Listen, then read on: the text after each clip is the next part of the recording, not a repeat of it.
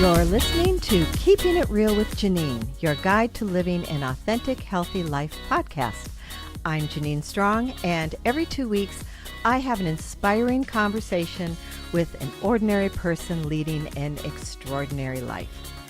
Today, we have Dr. Matt Flory and his functional health team back to talk about thyroid and adrenal issues.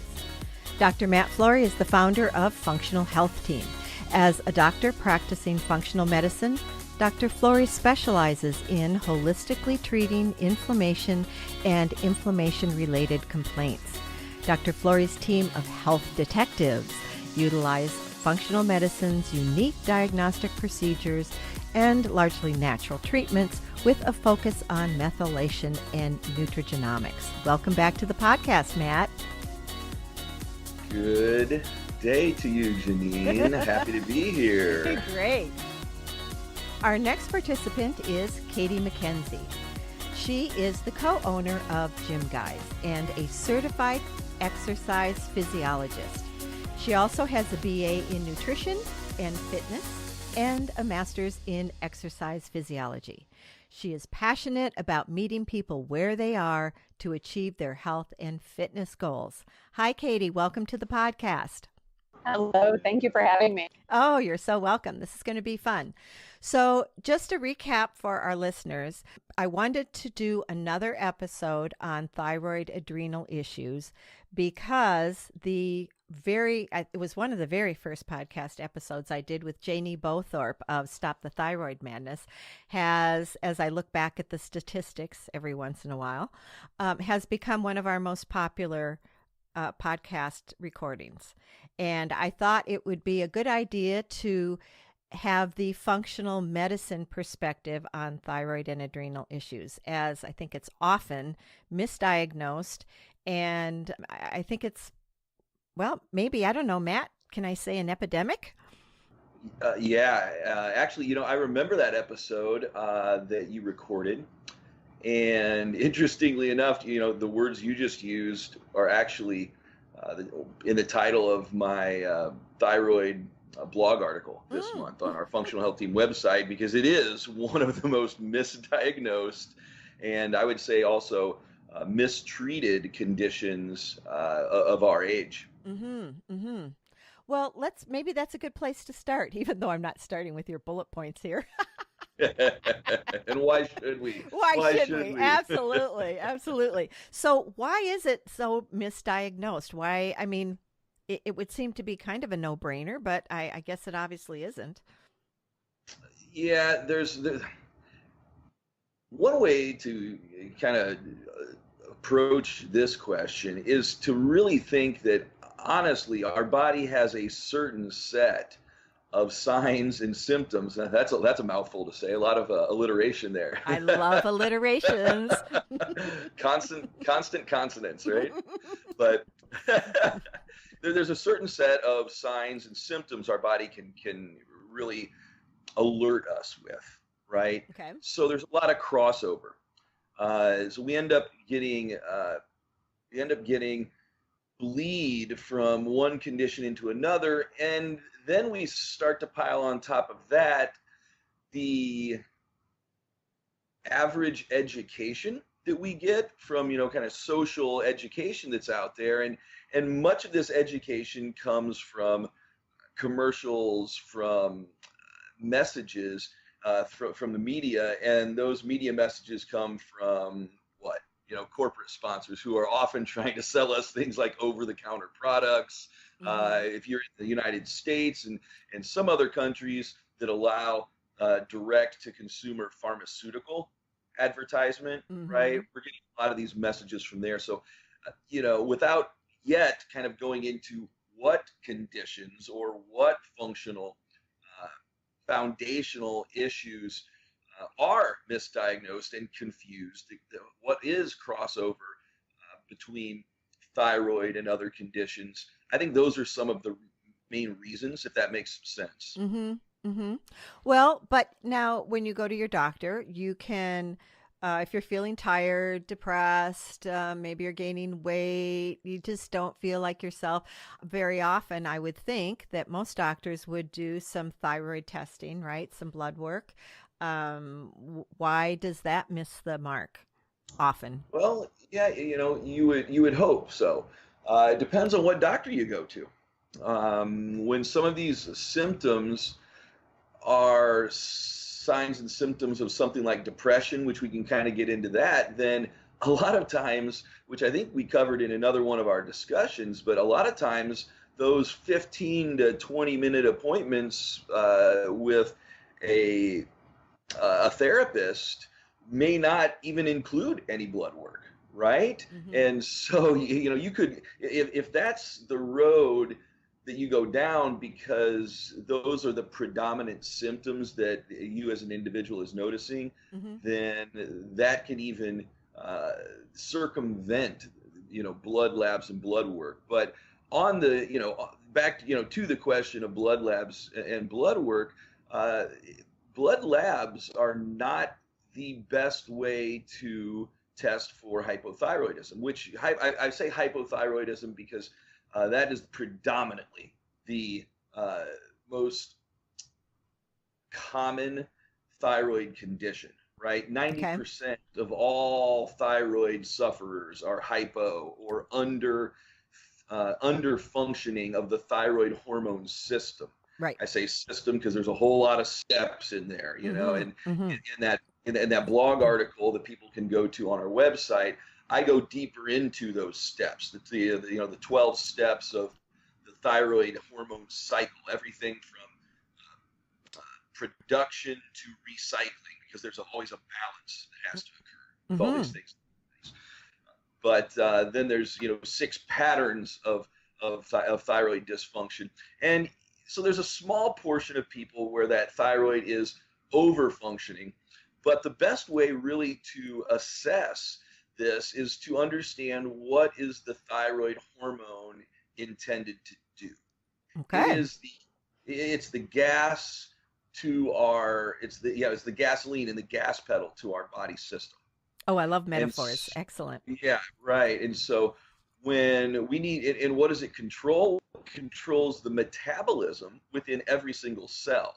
Hmm. Okay, the thyroid receptor for actual thyroid hormone is on the nucleus of the cell. So it's inside the cell membrane. And so its job is to trigger a response in the nucleus to kind of ramp up those metabolic processes that are coded into our DNA. Okay, so hold on for a sec. So it sounds to me like what you're saying is, first of all, you've got to have enough thyroid hormone. Are we talking about T3? That's the active. Well, I don't like to use active and inactive so much because of recent understanding of T4 and T3. But classically and typically, you will hear a doctor or other sort of practitioner in the functional world use T3, describing it as the active thyroid hormone. Okay, so it sounds like there might be some new information there that maybe would be good for you to share. But first, so you were saying that the receptor site is on the inside of the cell membrane. So that means that that thyroid hormone has to, first of all, it's got to get inside of the cell, That's right? correct, and that's one of those 12 steps. That's Mm-hmm. one of those 12 steps. I use a metaphor in that blog article to that kind of trickles throughout the 12 steps that I can get quite technical because Yep. that's the way I understand things. Mm-hmm. But throughout those 12 steps, we try to use a metaphor that gives you a way of relating, the technical things that I'm talking about to a practical understanding of Mm-hmm. that. And so yeah, that's correct. So once the thyroid hormone finally reaches inside the cell and hits the receptor on the nucleus membrane, then it can do something with our metabolism, which generally is ramp that up. And so the real way to assess, I should say, the real best way to assess for the function of this entire thyroid hormone system is a mechanism of assessing your metabolism. Okay. Mm-hmm. Okay. And one of the easiest, and I would also say most, what's the right word? Well, we'll just say best ways to assess that metabolism, because the metabolism is the sum total of the biochemical processes that are going on Okay. in the cell. Okay. And one of the products of that is heat. It gives off heat. And so our body temperature, surprisingly enough, something as simple as our body temperature is a free at your home, so it's very convenient way of assessing that metabolic function that's going Mm-hmm. on, the level of metabolism. Okay. Interesting. So that's why cold hands, cold feet, having a hard time staying warm goes along with hypothyroid. You can say that there's some relationship there. There's also some relationship to some of the fact that it's an autoimmune condition, that it's having some effect on the blood vessels. Okay, Mm-hmm. because with these immune driven conditions or inflammation driven conditions, there's a lot of crossover between autoimmune conditions that you know about and you might have already diagnosed, and then the ones that are developing, right? Because this autoimmunity spills over from one system to the next. We Mm-hmm. know that if you've got one, you either are developing or you already have another. It may or may not be diagnosed yet, but that's just unfortunately the way it's going to be. There's about 90 to maybe 100 different immune-driven, autoimmune types of conditions that, at least right now, that we know about. Oh my goodness, I had no idea it was that high.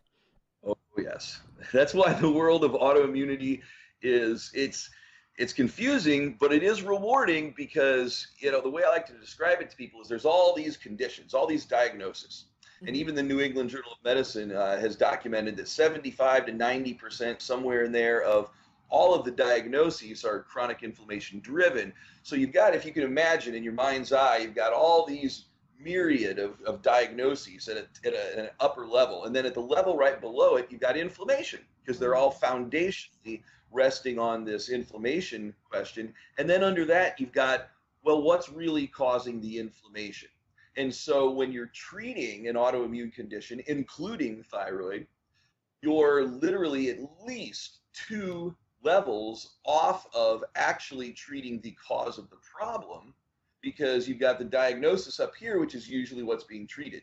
And I'll be honest, I certainly agree that treating it naturally, say with an Armour thyroid, natural thyroid hormone, is maybe better than certainly some medications. Some of the thyroid medications have gluten in them, or at least they Mm-hmm. have, and they're removing some of those, which can drive the inflammation further. But if you're not treating the causes of the inflammation, which is underlying, two levels down from the diagnosis, well, no wonder it's frustrating and confusing, the typical treatment somebody will undergo. And that's one thing that with the Stop the Thyroid Madness, that's one of the things that I remember as I was listening to that podcast. It really struck me is everything she was saying resonated with me very well, but it made me want to be able to pick up a phone and call her and say, hey, there's actually a deeper level to being able to stop the madness, because there are some answers for these things. It's Right. just it's not at the level of treating whether it's with synthetic or natural. Right. So what you're saying is that you are treating symptoms, but you're not really getting at the cause. With traditional treatment methods. Mm-hmm. Uh-huh. Mm-hmm. Yeah, Okay. traditionally. Katie, do you have anything that you'd like to jump in and add? You guys are a little out of my scope right now. Well, that's because we're talking about the etiology of thyroid and adrenal issues, and your specialty is more about what do you do about it with exercise and workouts and training in interval training, resistance training, whatever. How do you help get your body back into health, right? I Right. imagine Katie has some pretty specific observations about people's metabolism and how that filters into her level of support with people and where Mhm. she Right. connects with. So for us, we often see those people. I'd be lying if I said that they weren't just coming to looking to incorporate fitness into their lives because they wanted to feel better. But oftentimes, there's a physical driver behind it. They want to change some sort of physical aspect of it. And sometimes we're seeing these people that have tried and are saying they're doing all of those right things, which is where some of these thyroid issues and some of these underlying issues are more obvious because on paper they are doing all of these great things for themselves, but it's not leading to those results that they are hoping they should be achieving at this point. And that's usually a good indicator for us to look for those outside resources that something much bigger is going on because their body, maybe not to their ultimate goal, but should be responding accordingly if they're implementing these fitness and kind of general nutrition practices. Mm-hmm, mm-hmm. So I think what I'm hearing you saying is that when you're working with someone, if you're not getting the results that one would expect, that then maybe looking into is there a thyroid adrenal issue, a metabolism issue of some sort that needs to be addressed. But I think some of the general population that we see, again, if they're coming to us for these kind of physical aspects that they want to lose some weight, or as they use that term tone up, that if they've been struggling with this for a long time and maybe they're not in tune with other symptoms that their body is telling us, because I'm sure you see this often, Dr. Matt, that once you start to ask these questions, maybe people are more aware, maybe they weren't aware that it wasn't normal. So we can kind of dig a little bit deeper if we're not kind of seeing that physical progress happening, Mm-hmm. based on implementing some of these behaviors with them. Excellent. Yeah, and I do. I think that's some of the power in working together closely as a team is when you can not only certainly have resources to support, but if you can through enhanced communication between practitioners, if you can have these educations, then everybody, in my experience, everybody looks a little smarter, and that's not the end goal, but it's more supportive of clients, and they realize that, right? They're more when they're better supported, when they have a higher level of understanding coming from their practitioners, they're happier and they stick around with the programs that they need to be on longer. And a really smart person told me well, I guess it's getting on many years ago. I've been doing this a while, but the two reasons people leave a practitioner, a healthcare practitioner, is because they don't understand them or they don't feel like they feel like they don't care. And so I think that's one of the biggest things we need to understand. And there's a lot of ways to address that, both in our own education and our communication skills. And then, certainly having things such as a supportive team sort of a format with which to or highly provide a supportive environment and an environment of understanding. Mm-hmm. Mm-hmm. Good point. So yeah, I'd like to move to chemical disruptors because I just read an article. I think it was my favorite news magazine, The Week, that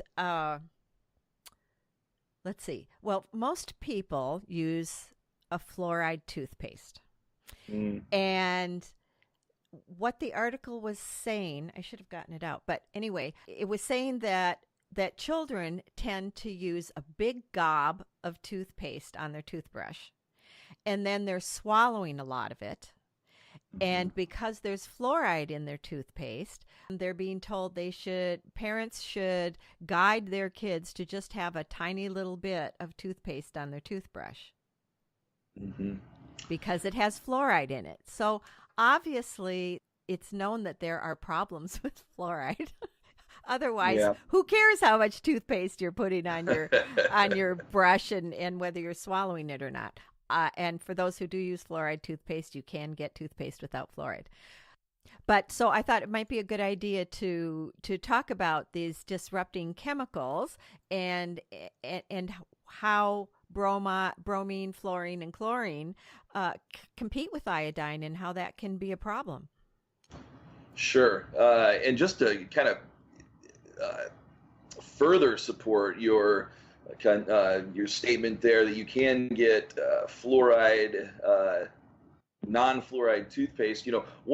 The favorite toothpaste in my house is a sea salt toothpaste, Mm. and it's great, Janine. It's absolutely great. Well, that there's also plant-based toothpastes, and if somebody has any problems finding those, then they certainly can reach out. We can point them in the direction of that. That's one of the things we specialize in, is providing information on a lot of personal care and household type of products that are non-toxic, right? But yeah, the bromide, fluoride, chlorine, these are part of a family of halides, and Hmm. you'll see this family all in a row on the periodic table of elements. So bromine is probably one of the more well recognized halides that we will find in some of our foods, especially the baked goods. It'll actually get incorporated into thyroid hormone, the T3 and the T4 that gets put out, excreted by the thyroid gland. And when your body picks up on this, well, this is where the immune system starts to come into action, right? So Mm. we've got 90% of all these autoimmune conditions are autoimmune. So it's really important to identify Hmm. where's it getting activated. There's some other places where the halide family, where fluoride we're finding is becoming incorporated into pituitary glands. So some of these places in the brain will collect a lot of some of these. And the hypothalamus pituitary axis, we call it, is very important for these endocrine systems, that both the thyroid and the adrenals. A lot of people might recognize HPA axis in some conversations with doctors, functional, doctors, especially chiropractors, DOs, people, naturopaths, people that are in these realms. And so uh, even outside of maybe, how we said bromine actually gets incorporated into thyroid hormone and makes it not viable for carrying out what the thyroid hormone is supposed to do. That's just one of the thyroid disrupting chemicals that we know about. And many of these disrupting chemicals are literally found in the amniotic fluid. Mm-hmm.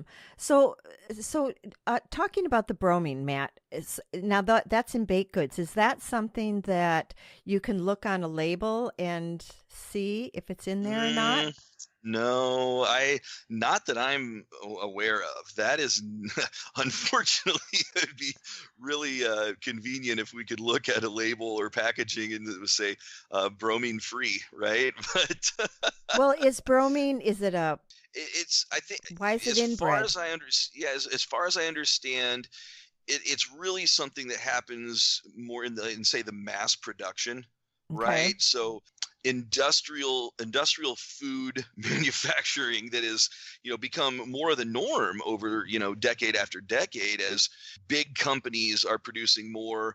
They have to process this stuff, refine it, and these sort of commercial manufacturing techniques that allow it to have longer shelf life, things like that. As far as I understand, it's more of that processing and in the mass scale production where bromine becomes a factor in these. Mm-hmm. Okay. And so it's my understanding then that the real issue with like fluorine and bromine is that the iodine that attaches to the thyroid molecule can get knocked off, and a bromine or a fluoride, fluorine, I'm not sure whether to say fluoride or fluorine, can actually take that place. When you do a test for T4, that test can't differentiate between a T4 that has iodine attached or whether it has fluoride attached or bromine or something else. Is that Right. correct? Yeah, sure. We'll talk about that a bit because it's. I would say that's partially correct. You know, if we're really drilling down on this subject, then we'll just kind of make sure that's clear for everybody. You know, first off, how do you say it? The bromine, bromide, fluorine, fluoride. Mm-hmm. It's more about the form that it is. Okay. So really, both of those are mostly talking about the same thing. Okay, it's just kind of what kind of more molecular form that's in. But bromine is the one that is more responsible for replacing the iodine. You know, when, as you say, the iodine gets kicked off or kicked out, right? Whereas when I mentioned that we find fluoride showing up in pituitary glands, that's, although fluoride might not be classically a problem of kicking out iodine, it'll still disrupt the overall flow of thyroid hormone processing in the body. You know, we got to remember that the T3, T4 that comes out of the thyroid gland, that is merely one step out of the 12 steps that I look at and recognize and try to break down where is this thyroid loop being disrupted, because well, you know, ultimately we have to excrete thyroid hormone. It has to get to its site of activity. It has to get into the cell. It has to hit the nucleus. That creates a metabolic response, right? Controlling metabolism. And then our brain ultimately is picking up on the fact that that happened. Based on what the brain's picking up, it then communicates back to the thyroid gland. So there's this whole loop of activity that happens. And so anywhere along that loop, and we can kind of, you know, I don't know if we really want to go deep into the 12 steps. We can talk about patterns of thyroid disruption. I think that might be important, but you know, we can give people access to something to read. I've written a blog article about this where we actually do break down those 12 steps. But even if it's the brain, right, we might have actually achieved the right metabolic effect that we were looking for there in the cell. But if the brain isn't picking up on that and able to communicate back to the thyroid gland properly, then maybe it's breaking down there. And so if fluorine, fluoride is affecting the function of that, you know, brainstem, the lower brain, I should say, that hypothalamus pituitary signaling of the thyroid gland, well, that can be a cause or the cause.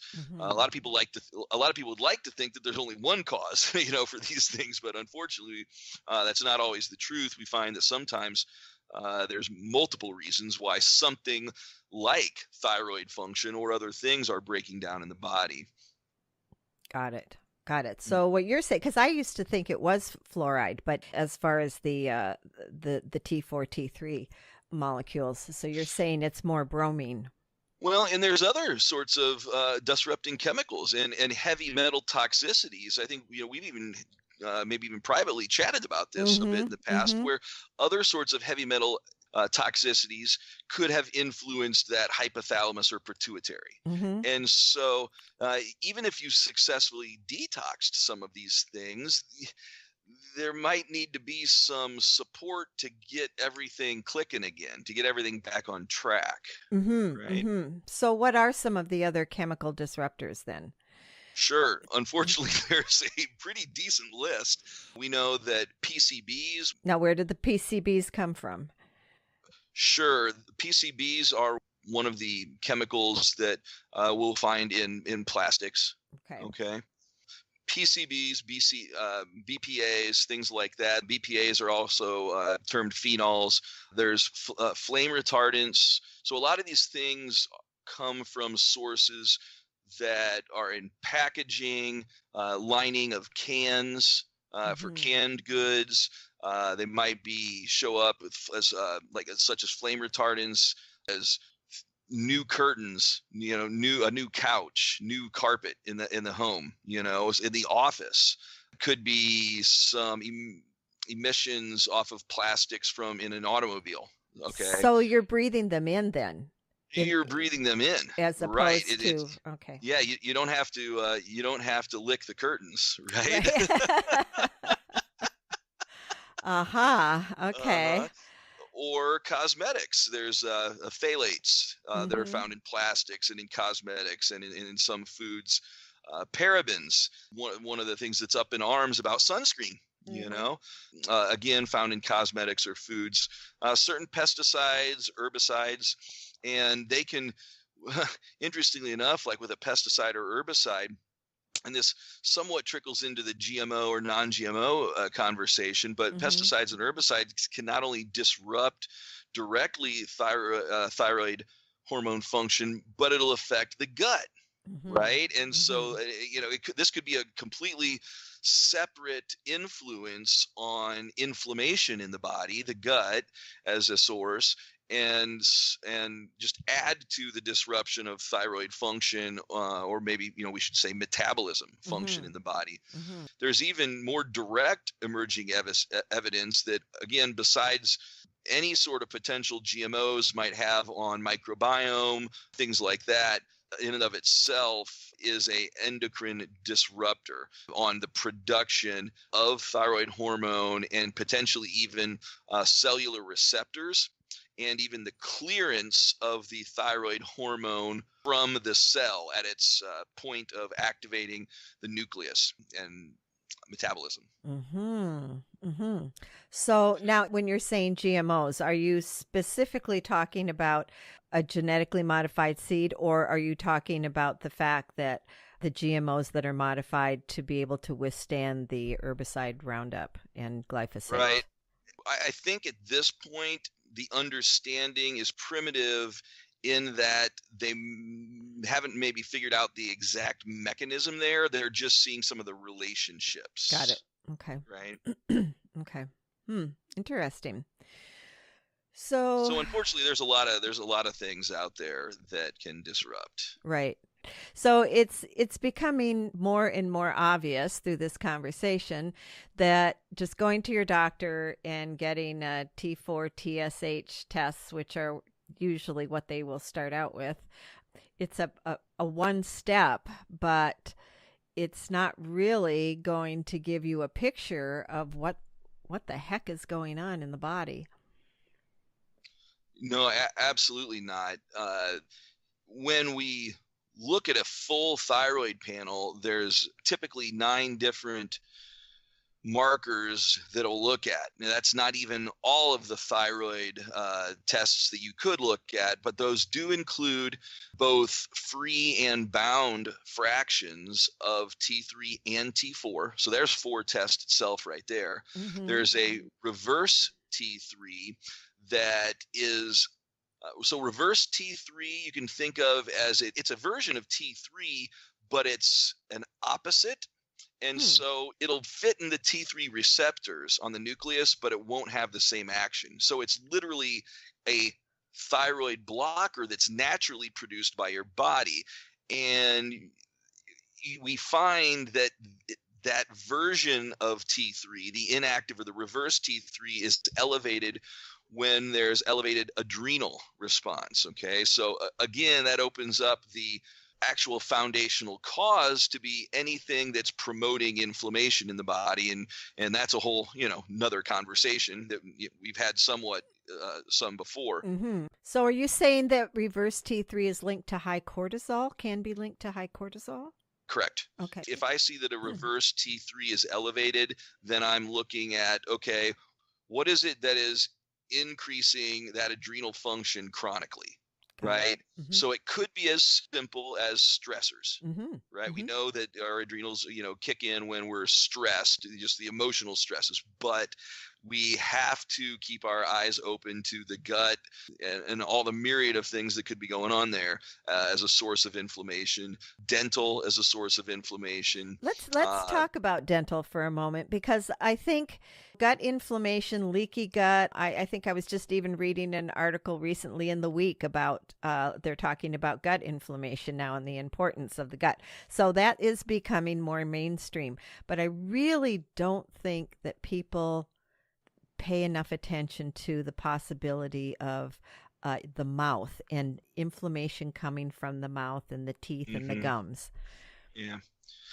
I think it's easier to understand why these things are the factors they are on these topics when you realize that the entire GI tract, which the mouth is included in that, right? Hmm. Hmm. The respiratory system, the skin of our body, they're all the same tissue. Hmm. Okay. Literally, it's epithelial tissue. That tissue is meant to be a semi-permeable barrier, okay, Hmm. or a selective barrier Aha. might be Selective. even a That. better way Yeah. to say. Good. Okay. Uh-huh. So only certain things get in and Hmm. certain things get out. We sweat out toxins, Hmm. Right. right? Well, so it's meant for things to go out and it's meant for things to come in. We put sunscreen on our skin and those parabens get into our body and they disrupt thyroid. Okay, so Hmm. makeup, we talked about all these toxins that can disrupt. So it's a two-way street that only certain things can pass through. So what ends up happening is that we have to have vectors, okay, or ways for these disruptors to get into the body. And so that's really the commonality between the gut, which we're talking about more now, we're understanding more now, and dental, Hmm. right? And with dental, there's a couple big ones that I can really touch on. That's actual, say, gingivitis and what you might think of gum disease, Hmm. right? So bleeding Um, gums, if when you brush your teeth, your gums bleed. Absolutely. That if that's something that's happening, that's something you need to take care of because it will make a huge impact on your health and the systemic inflammation, and it will cut off a vector that some of these organisms get into the body. I think we just had some new information start to trickle out over the last month about finding gingivitis bacteria in plaques with Alzheimer's disease. Oh, interesting. Okay. Hmm. So another example of a vector or a pathway in for these organisms to get in. If you've got bleeding gums, that is absolutely a sign to get on that problem. We can talk a little bit about how you can help fix that problem, but I also want to say that you don't have to let it get that far, Right. right? Right. You should be seeing a dentist that measures your gums every time you go in. Okay. Do you know what I'm Sorry, talking about? I'm laughing because I've had gum issues for most of my life, and they're always sticking that little thing in there and measuring my measuring to see how deep the pocket is in the back there. That's right.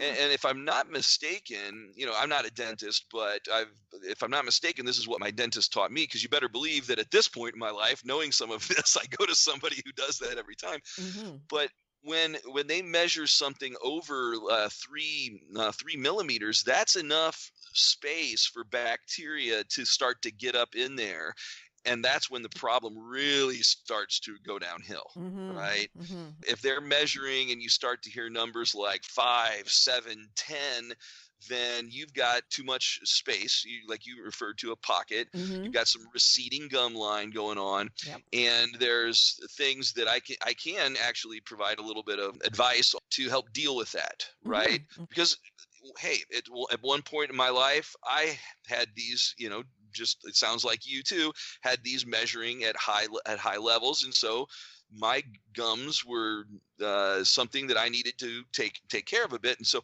what I was taught to do was to buy one of these water picks, Hmm. right? Where Hmm. you got a basin, you've got the little jet that shoots out, Hmm. and put about an ounce, maybe an ounce and a half of food grade hydrogen peroxide. I knew that's what you were going to say. Okay. Yeah.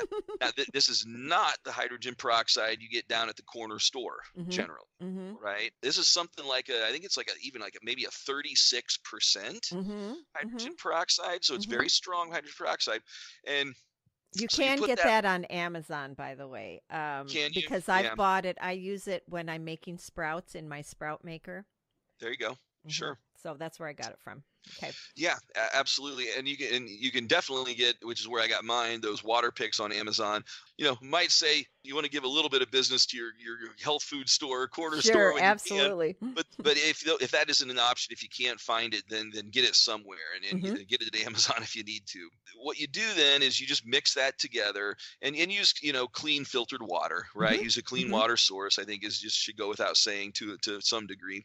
There's actually an applicator that comes from that water pick that is my favorite to use, and it's really designed for braces. It's people with Mhm. braces, Mhm. and it's got on the end a little tip, a little brush, just tiny little brush bristles, Mm. and you just take it and you go along the gum line at the top of the tooth, maybe down the line in between the teeth, and sure, that's going to get out any particulate matter that's in there, which is a benefit. But especially when you use that brush, you kind of massage the gum line a little bit, and you almost a little arch right at the Mhm. top of the Mhm. tooth where you go along the gum line and do that, the front and back.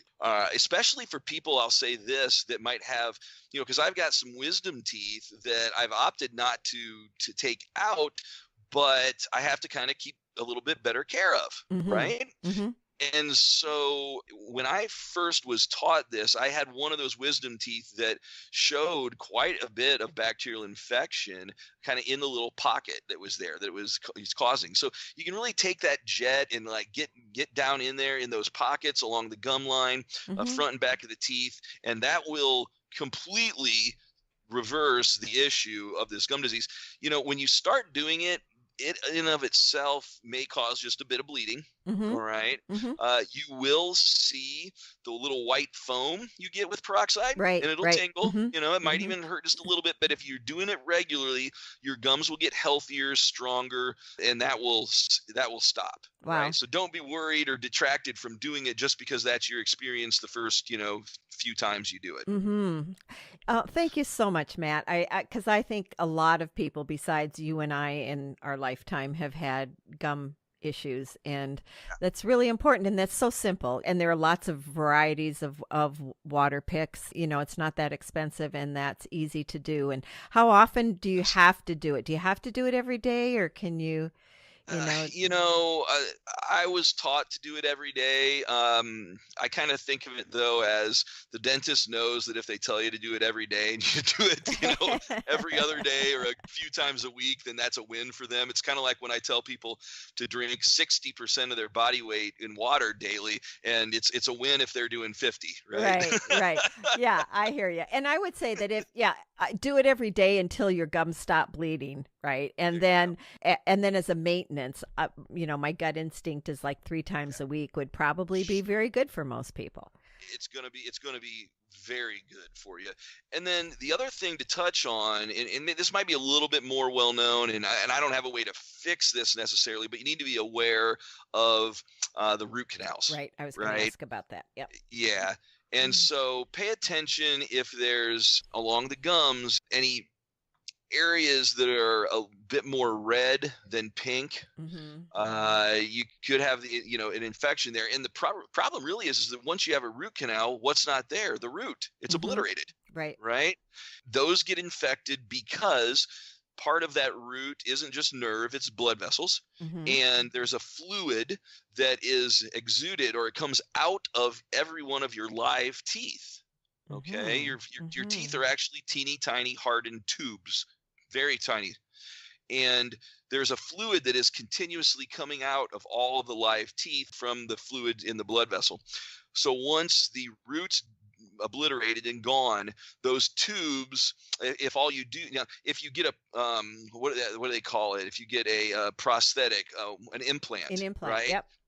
The implant is really the way to go. It's more expensive, but it's going to eliminate a lot of the potential for getting these root canals infected. But if you already have some sort of cap or false bit of a tooth that's on there, something like that, the tubes that there's no more fluid coming out anymore, bacteria can crawl up it. It's like it's thinking of like the garden hose outside your house. Right. If the water's on the faucet, nothing's going to crawl up in that hose. But if it's off, something could crawl up in that hose. Right. Right. Right. And I will give just a quick tidbit. And you do notice that there's a likely infection there. Again, you're not going to feel it because the nerve's gone. Right. In most cases, but you can get little antibacterial tinctures, and I find the tinctures work the best because they're alcohol based. They absorb very well, and they'll usually have anywhere 2 to maybe 4 different antibacterial herbal components in there, and you can use those to directly put on that tissue of the gum. I wanted to just kind of use that so as not to leave people high and dry if they're not able to, if it's going to take a while before they can get that implant done and clean out that area, before kind of getting back lastly to the last thyroid hormone blood marker that we were talking about was T3 uptake. Okay.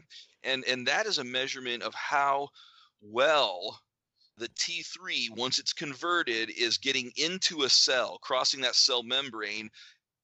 And that's, one of the very important steps for it to be able to then hit the nucleus and have its metabolism effect. So those are the thyroid numbers that you can look at a full panel. Now, on most people that do a full panel, because they're inexpensive enough, we'll go ahead and we'll add at least, on an initial evaluation, the hypothyroid autoimmune antibodies, thyroid peroxidase antibodies, and thyroglobulin, which is the transport protein that takes it from the thyroid hormone to a distant site in the body, muscle cell, liver cell, brain cell, whatnot, where it needs to go. The T3 and T4 attach to these thyroglobulin molecules, and it's kind of like a semi truck taking it all, to somewhere way down the highway. These are very typical when you have hypothyroid, which is most people's issue out there that you can check.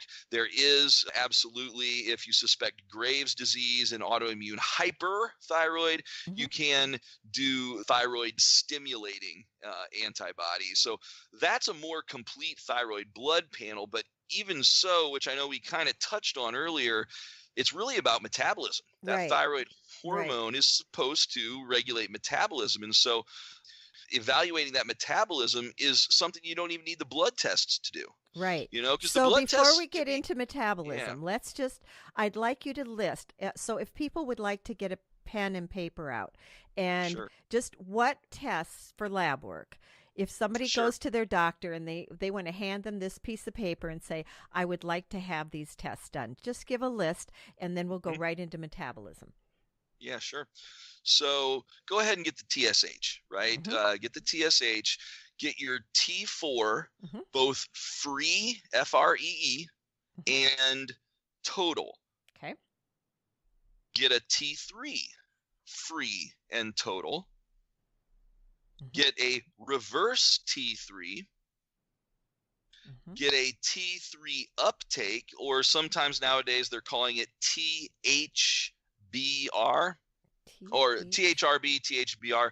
I forget that word, but the reuptake, of T3. And then you're potentially, based on what your symptoms, seem like, your autoimmune antibodies, right? Either the for Hashimoto's evaluation and hypothyroid, you're looking at TPO antibodies, thyroid peroxidase antibodies, and the thyroglobulin, TBG antibodies. For if you're suspecting a autoimmune hyperthyroid, then you want to look at the thyroid stimulating antibodies. Okay.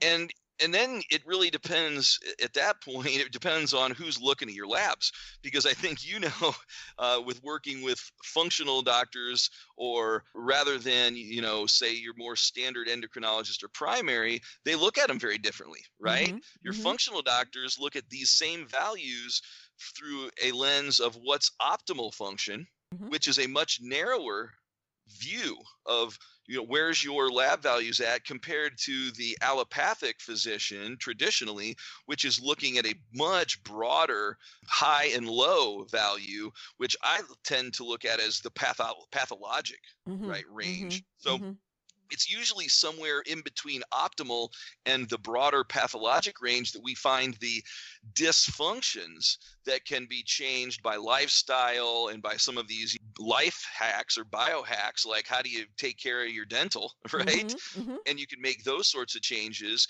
and you would miss those if you're just having a doctor look at it that's only going to look at these broad, disease ranges, Right. if that makes some sense. Okay. All right. Great. Okay. So now let's get into metabolism Yeah. and what that means. Why don't we start with why is metabolism important and how you can test that easily at home? Sure. Well, your metabolism is the sum total of all the chemistry that's going on in your body, the chemical reactions, the biochemistry. And what it does in terms of something that you can well, number one, that metabolism is going to filter, down the line into things like your energy levels, your, how well your body is controlling its weight, right? Those sorts of things. Hmm. And obviously, we'll have Katie talk a bit about that, because that's might be one of the major reasons why people are, looking to increase their activity, in their exercise. But one thing that we can look at as a result of what our level of metabolism is, that these reactions, these chemical reactions, are what we call exothermic. They give off heat. Hmm. Okay. And so without even doing a blood test, you can rate what level it's functioning at, and there are some optimal numbers there, right? Okay. And so what you would do before you get out of bed in the morning, you actually take a thermometer, and you don't move because you don't want to really get your activity level going. You take a thermometer and you stick it under the armpit. Okay. Okay. And for, about 3, maybe 5 days, you actually take the average body temperature, because that is it's a measurement of what is the heat that is being given off from your body. And what we know is that if your metabolism is working in an optimal way, then there's a range that we're going to find this operating in. Mm-hmm. The other thing that I feel is important in this assessment, because again, the thyroid and adrenal glands are, say, the gas and the brakes of the body, is that you couple that measurement, that temperature measurement, with your pulse rate. Okay, because if that pulse rate is elevated at certain times, then that could be a reason why the thyroid and the body temperature is lower. And so what we'll do is we'll train people to, when they want to assess this most fully, to take that morning measurement. Mm-hmm. Okay. Mm-hmm. Take a measurement just after breakfast, so when the body's starting to digest food, and then also take a measurement in the afternoon. Hmm. What you're really looking for is you're looking for that measurement to be, if we're talking, to be above 97.8. If we're talking Fahrenheit, I think that's about 36.5 or so when we're talking Celsius. Okay. Because again, most of what people are using this for is to see if their thyroid is too sluggish, right? If that metabolism is too sluggish. So you kind of want it to be above that. Okay. Okay. All right. So you want to take it 3 times, and each of those 3 times also do a pulse measurement, beats per minute. Okay. You have graphs, charts that people can use, and instructions that people can use on your website, correct? Yeah, that's absolutely correct. We'll provide that. There's a testing process flow chart that you can use to understand where you're at. You just follow through the yeses or nos on the flow chart. And there's also then a log that provides a nice convenient place where you can record these measurements. Great. And we'll have links that people can just click on the podcast website. Awesome. Thanks for doing that. Sure.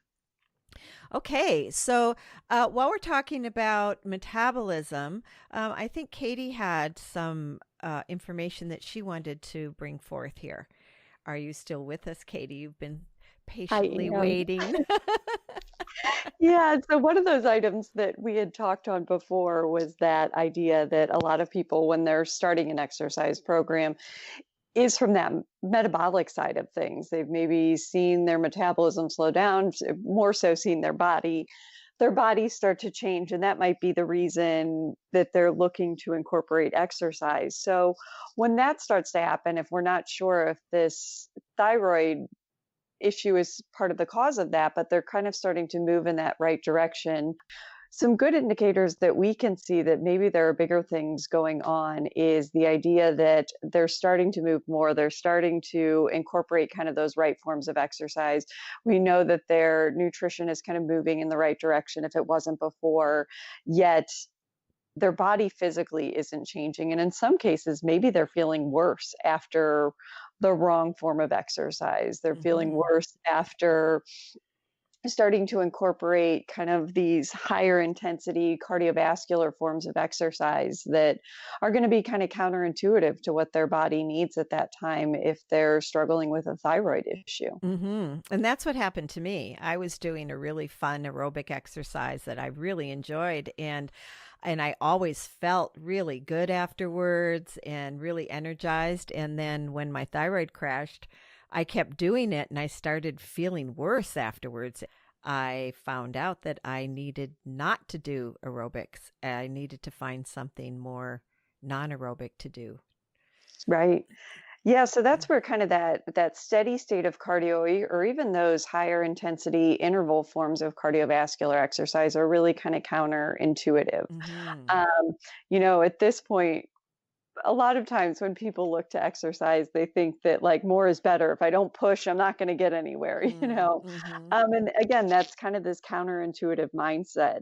When somebody's struggling with this thyroid issue, they really need to learn to be much more in tune with their body and kind of honoring how they're feeling on certain days. And yes, movement can be great and absolutely helpful for them, but we don't want to push to that point of them feeling shaky or weak or excessively sore. We don't want to necessarily get to this point where our body is releasing even more cortisol than we need, and we're already struggling with that from other aspects. So, some of those recommendations that we take with people is to start to incorporate more meditative. You had mentioned again from your own journey, kind of finding Pilates, things like Mm-hmm. that, yoga Mm-hmm. and Pilates, where it's a lower intensity. There's still kind of a strength component to it without that cardiovascular side of things.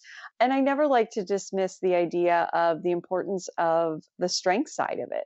We know that that lean muscle mass on our body can really help our metabolism start to shift in the right direction if all of those other components are working in our favor as well. So, finding ways to incorporate whether it's body weight, resistance bands, even outside weight that we're incorporating to help to keep that muscle mass in that kind of optimal level for our body so that that can work in conjunction of helping to kind of change our metabolism as well. Mm-hmm.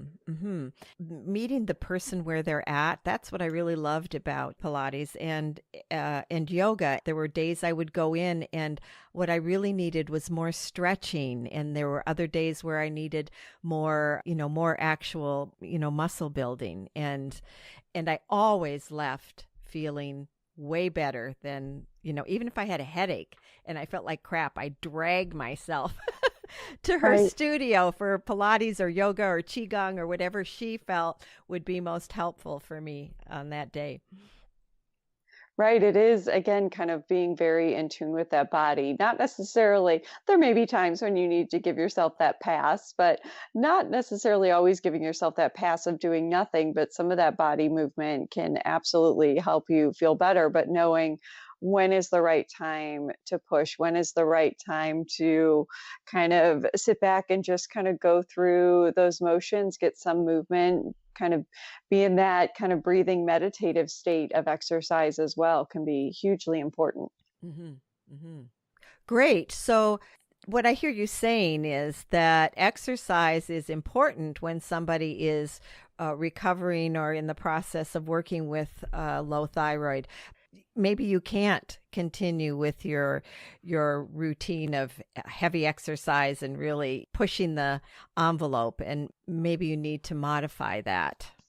Right. And again, that good indicator of it not being a good fit is if you're leaving feeling worse or feeling worse in the days following. Mm-hmm. That's a good indicator. Again, not that there isn't, some pain and soreness Right. associated with exercising, but there's a good and appropriate level of that. And if you are feeling less energized overall and more physically beat down, that's, for us and your body isn't moving in the right direction in terms of those metabolic changes or weight loss or the building of that lean muscle mass. That's a bigger indicator that something else is going on, Mm-hmm. because again, if all those factors are kind of in play, and you're not losing the weight that you want to lose, and you're still feeling sluggish, and even though your eating is better and you're moving more, and then even after workouts you're feeling pain and discomfort for an extended period of time that's not normal,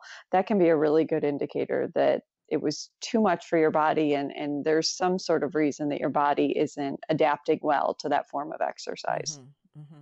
Well, and Okay. I think it's one thing I like to talk about too is really stepping into the shoes of that person, that body that's experiencing that. And I think that, just imagine if you are kind of suffering from one of these problems. Maybe you know it, maybe you don't. If you know it, you're probably being treated for it. You may not be being treated by a functional practitioner or a cause-based medicine practitioner that does a lot of the things that I might do, but you're being treated, with medication, right? Mm-hmm. So now you're also recognizing and you're working with a fitness expert trainer and you're starting to feel like this. How is that going to impact your treatment? There's something going on physiologically when we're feeling bad after that, when we're not going the right direction. And Mm-hmm. so what's that doctor going to do that might be unaware of the physical activity you're putting in? They're going to start to tweak your medications, aren't they? Mm-hmm. Mm-hmm. And I just think that is a point that we like to really acknowledge with, as functional health team. It's, part of the reason Katie and I are both here talking is that there is a huge benefit and a higher level of understanding when you've got practitioners that are working together, when you are looking at more than one factor, when your team is really aware of what's going on otherwise. And I think that's just another a factor to be very aware of. Mm-hmm. Mm-hmm. Does that make some sense what I'm Yes, saying there? absolutely. Absolutely. So we're starting to run out of time. What I'd like to do to end is I don't think we've talked about some of the misdiagnoses or conditions that cross over with thyroid adrenal issues. Just for our listeners to be aware, if they have some of these symptoms or if they've been diagnosed with any conditions and they're finding that they're doing whatever they're supposed to be doing, but they're still not feeling better, and maybe they really need to look deeper into the thyroid and adrenal issues. What are some of those other kinds of conditions or issues that people get diagnosed with that maybe it really isn't that, maybe it really is a thyroid as the cause? Yeah, sure. Well, there's 6 or 7 patterns, depending on if you're just talking about hypothyroidism and the majority of the population's issues with thyroid, or if you're including hyperthyroid in that. There's 6 or 7 patterns that we could really break it down to, and it can really be attributed and or cross over with something as simple as oral contraceptive use, Mm-hmm. right? Okay. To misdiagnosis for one of the more common ones is emotional disorders, right? Mm-hmm. Depression Mm-hmm. is huge. So much depression, people are potentially being treated for depression, but it's a thyroid problem, Right. right? And one of the realities here is that if your thyroid is decreased in function some of the time, and then it's going to fight back a bit, and there's some switching between symptoms here. And so we've got really depression that shows up, anxiety that shows up. When you're going back and forth between some of these, you got the bipolar spectrum that's Mm-hmm. there. Mm-hmm. I cannot tell you how frequently I have clients come and say, Dr. Matt, my hair is falling out. Help me stop it now. Mm-hmm. Mm-hmm. Right? And this is where we often find that there's things like even a non-celiac gluten sensitivity is very highly related with these types of thyroid and alopecia autoimmune issues, right? Mm-hmm. Mm-hmm. Arrhythmias of the heart, tachycardia. That'll be just a primary diagnosis that people will be being treated for and on medications for. And really, it's a thyroid issue in a lot of cases. Constipation, diarrhea go along with hyper and hypothyroidism, tremors, insomnia, infertility, just plain and simple menstrual problems Mm-hmm. will Mm-hmm. be confused there, and again that could be because of a medication or for other mitochondrial reasons, inflammation reasons. Chronic fatigue, I think, is probably not too hard to understand there. Yeah. If our metabolism is not working right. Dry skin, brain fog is a huge one. Mm-hmm. There's various liver conditions, because that liver is going to convert a full 25% of that T4 into the active T3. Right. We kind of talked about some of these maybe unknown toxicities and those thyroid disrupting chemicals. Mm-hmm. Simply chronic stress, and therefore adrenal dysfunction. And that even in the Earth's early stages where the adrenals are elevated, again, when you're even doing that temperature test, you want to test that pulse. How are the adrenals corresponding to any sort of fluctuation in thyroid or metabolism and function, and therefore heat? Mm-hmm. Gut issues, your gut infections can be underlying, and so you could be being treated for thyroid, and you could have leaky gut, food allergies, a candida, some sort of parasite, bacterial infections, or simply the right types of organisms, just overgrowth and SIBO could be going on. We talked about dental. That's a very common one to be undiagnosed there. Other sorts of infections that don't really have to do maybe with what's actively going on in the gut or dental. There's a test I do on a number of clients that tests for, I think it's like 29 different pathogens, some of them viral, some of them bacterial. One of the common ones that just literally, there's some mimicry that goes on. So there's a Yersinia organism, a bacteria, that part of its structural components on the cell membrane look very similar to structural components of thyroid.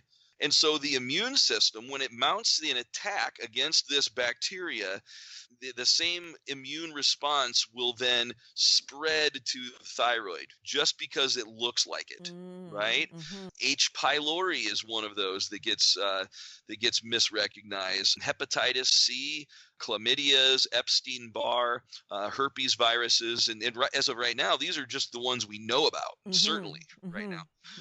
But then other sorts of brain trauma, maybe some of this chronic brain injury that we hear so much about, right?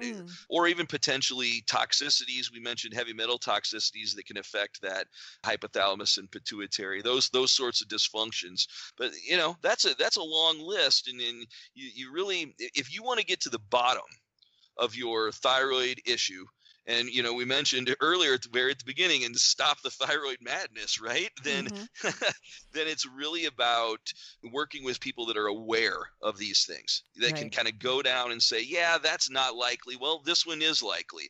It fits this pattern of thyroid disruption. You've done the metabolism test, and we know that it's hypothyroid. So let's do a full panel of blood work and see where can we identify the breakdowns are, and then what of these causes, these maybe cross misdiagnoses, do we have to really look at and find foundational cause-based reasons. Right. Excellent. Thank you. And correct me if I'm wrong, please. It's my understanding that people with thyroid issues often have high cholesterol. If you're having a bunch of these symptoms and your cholesterol is also high, that's a good indicator that it could be thyroid. And I remember when I was early on in my thyroid issues, my cholesterol was high and they wanted to put me on statins. And I said, no, that's very common with thyroid issues. I'd like to correct my thyroid issues first. Yeah.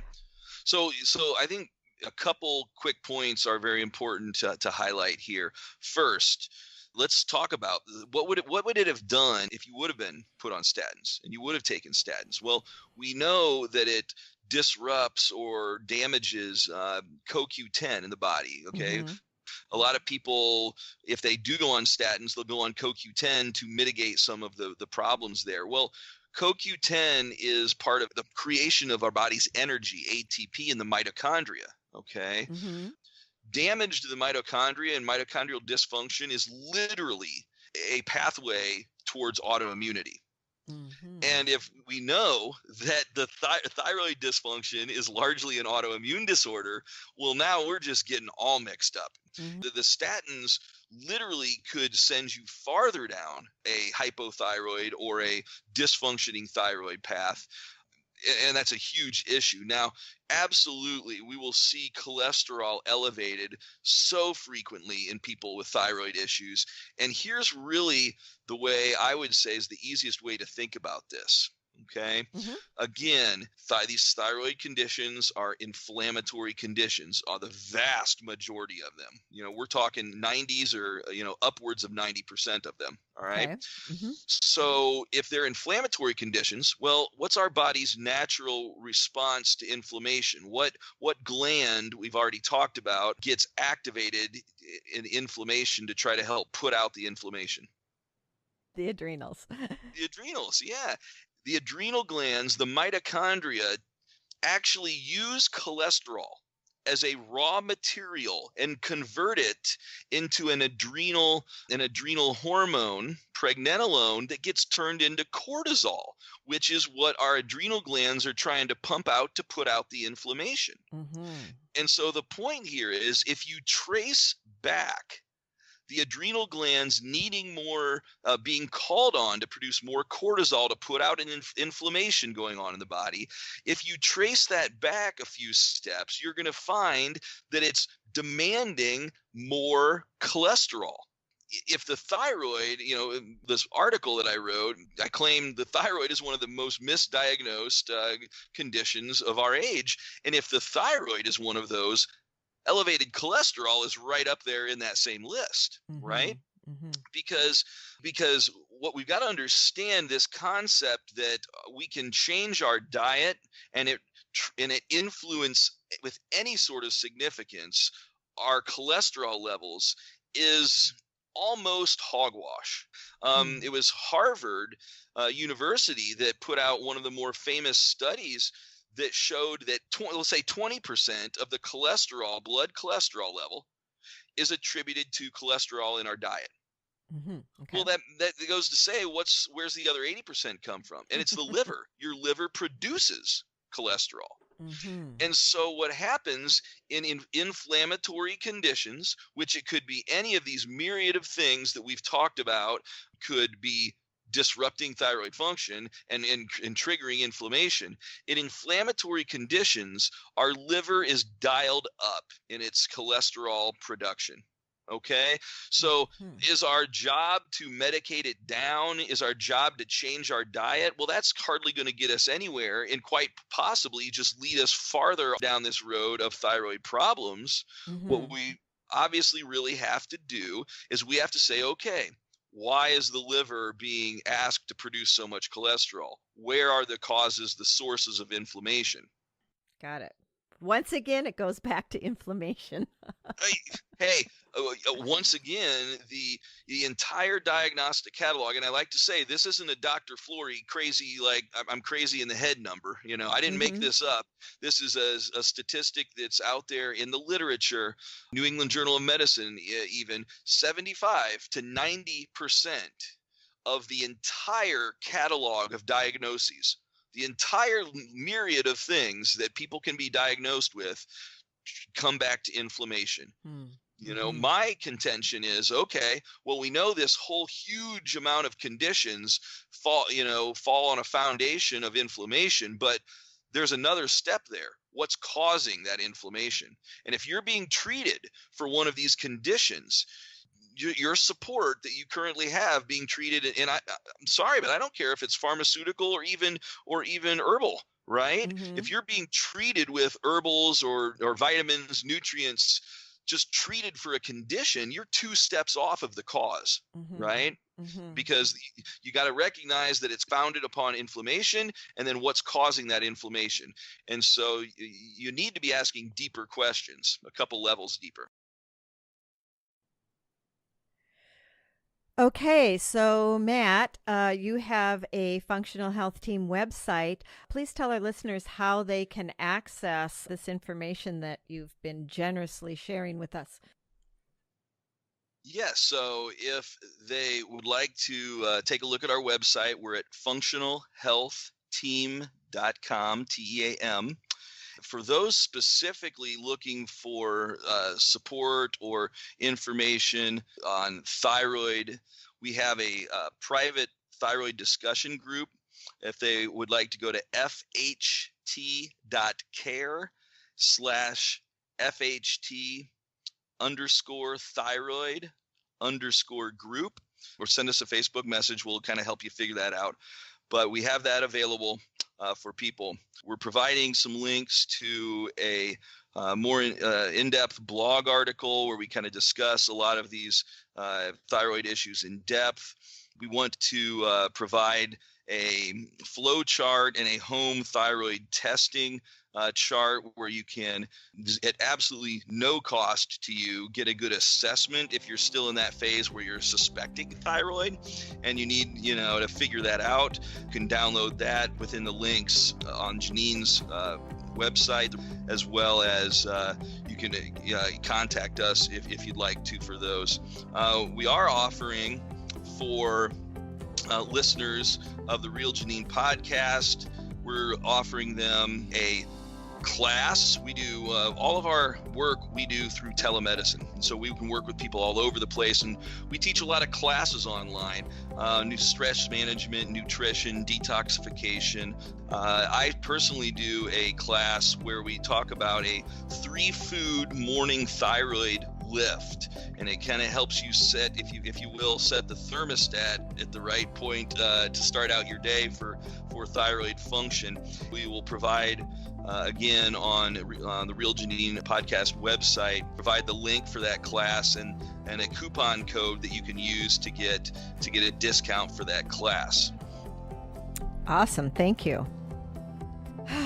Well, we have not completely, but pretty thoroughly picked apart thyroid adrenal issues, and for some people it might be a bit much, but I think it's really is important to understand, because it really does appear to be, along with anxiety and depression, it's an epidemic. There's just so many people who are not feeling good chronically and are just don't know what to do. And I think at least we've given some pointers here, some ideas of places to start and to really look at. And hopefully it hasn't been overwhelming for people. Sure, there is a lot here, but sometimes that's just the first thing you have to understand, right? Is that in and of itself, the fact that there's so much that can go into it is possibly comforting in understanding why you're not responding, right, to what you're trying to do. Okay. Leave the overwhelming part to a practitioner that can guide you through it, right? Mm-hmm. Mm-hmm. Hopefully people have some better idea of how to approach their healthcare provider and what questions to ask and what to look for, because it should be a team approach between the two of you. Okay, well, thank you, Dr. Matt Flory and Katie MacKenzie.